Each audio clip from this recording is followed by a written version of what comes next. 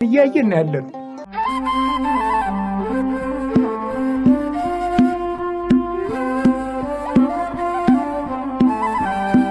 አምላክ እግዚአብሔር በሀብተ ስቦ በረድኤት አቅርቦ በቅዱስ ቦታው ስለሰበሰበን ስሙ የተመሰገነ ይሁን።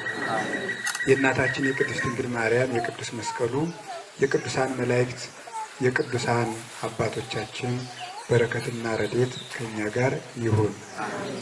የተወደዳችሁ አባቶቻችን በየማዕረጋችሁ የእግዚአብሔር ቤተሰቦች ሁላችሁ አንድ አምላክ በሚሆን በአብ በወልድ መንፈስ ቅዱስ ስም እንደምን አደራችሁ?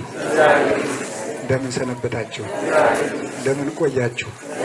በቸርነቱ የታገሰን እስከዚህም ሰዓት ያቆየን ፈጣሪያችን እግዚአብሔር ስሙ የተመሰገነ ይሁን። በመካከላችን ተገኝቶ እንዲያስተምረን እንዲመክረን ቅዱስ ፈቃዱ ይሁንልን።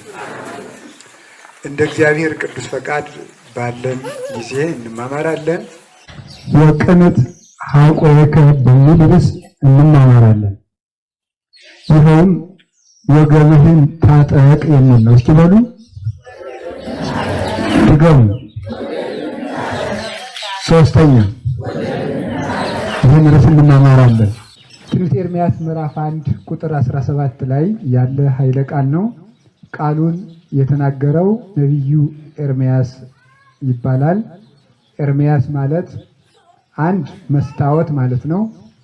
ሁለት ብርሃን ከእግዚአብሔር የተላከ ብርሃን ማለት ነው። መስታወት የተባለበትም ምክንያት አለው። ብርሃን የተባለበትም ምክንያት አለው። የእስራኤል የፄዋዌም የሚጠትም ነቢይ ይባላል። የምርኮም ከምርኮ የመመለስም ወይም የመከራም የሰላም ነቢይ ነው የሚባለው ነቢዩ ኤርምያስ። የእስራኤል የመከራቸውም ነቢይ ነው፣ የሰላማቸውም ነቢይ ነው። ስሙ መስታወትና ብርሃን ማለት ነው ብዬ ነግሬያችኋለሁ። ለምን እንደተባለ ከመነሻው ጥቂት ልውሰዳችሁ። የምታውቁት ለት እስራኤል